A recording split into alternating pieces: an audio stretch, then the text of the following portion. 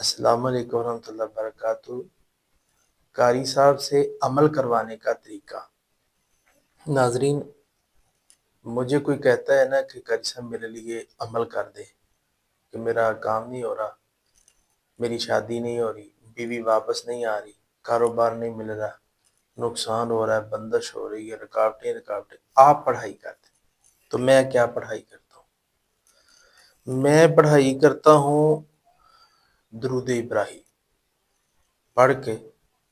نبی صلی اللہ علیہ وآلہ وسلم نے فرمایا کہ درود ابراہیم جو بندہ پڑھتا رہتا ہے، اللہ تعالیٰ اس کی بن مانگے مرادیں پوری کر دیتے ہیں۔ میری مراد کیا ہے؟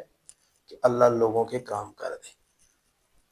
اور آپ کہتے ہیں کہ جی قاری صاحب آپ ہی کریں، سارا کچھ میں اپنے اوپر نہیں چھوڑتا ہوتا، میں پڑھائی اس کو بھی دیتا ہوں جس کا کام ہوتا ہے، ساتھ میں سب سے اعلیٰ چیز جو میں جس کو سمجھتا ہوں وہ ہے درود ابراہیم۔ میں درود ابراہیم ضرور پڑھتا ہوں۔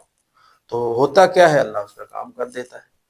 تو ناظرین، یہ بات ذہن میں رکھیں، خود بھی پڑھیں، خود جتنا پڑھیں گے آپ کو انشاءاللہ فائدہ ہوگا، آپ کا کام ہوگا، اچھے خواب آنا شروع ہو جائیں گے، راستے کھلنے شروع ہو جائیں گے، علامتیں واضح ہونا شروع ہو جائیں گی۔